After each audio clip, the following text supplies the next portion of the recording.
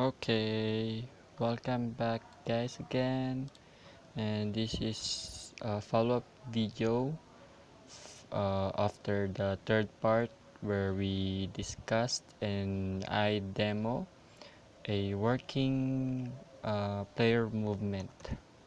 So let's open our project, and as you can see here, it's moving, right? But I realized something that I don't know if you noticed, but this convert wolf function is pretty useless. I mean, it's useful, but we don't need that kind of function. Basically, let's remove everything there.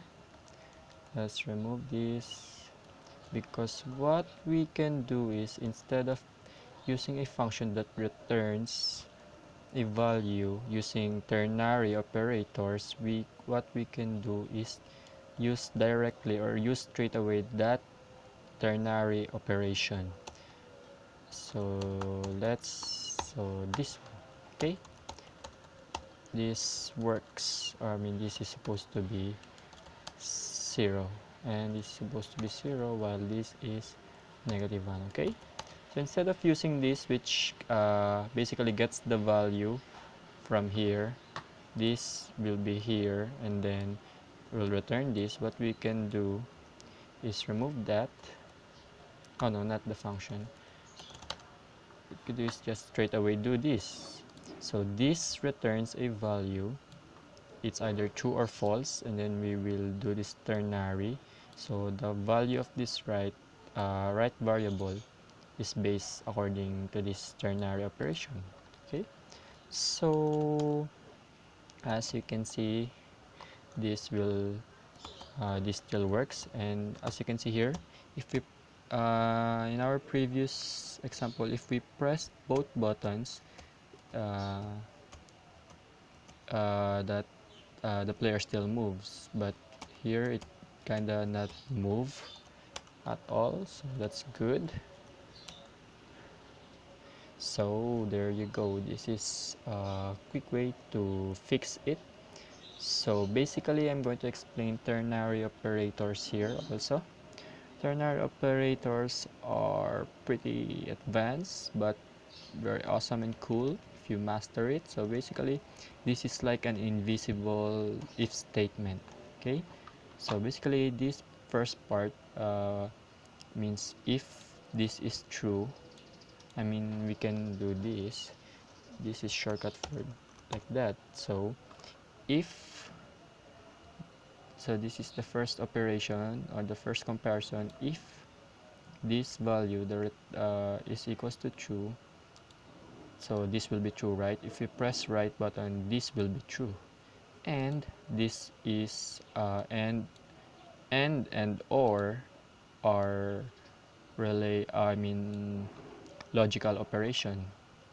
So if this is true and that one is the same as true, right? So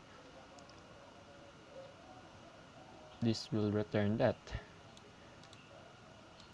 Did you get it?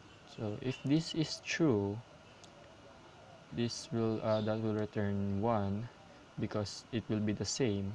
And but if not, this is the final part to be executed, the or 0. So basically that's it. I'm not sure how can I explain that. Okay, so next is the unary operator, the unary negation. For example, here we set this self-hp to 50, and if we print that,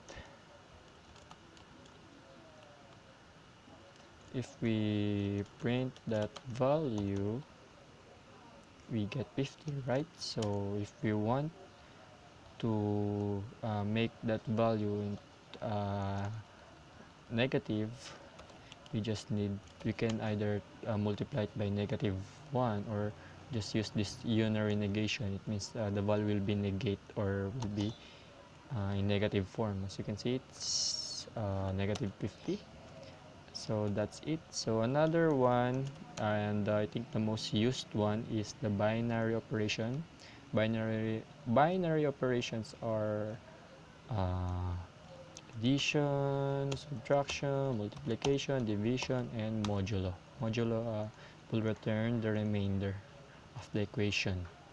So those are the important operators you need to know.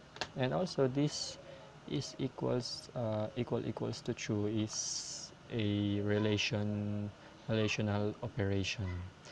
So there are let's remove that. So there are many kind of relational operation. We have the equal is different from equal. Okay, single equal is used for variable declaration, as you can see here. Okay, so and then we have the not equals. So this is not equal.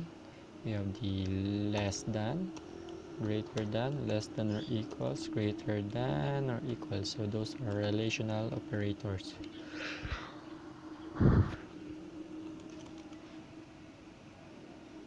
Okay, so those are, I think, the follow-up video.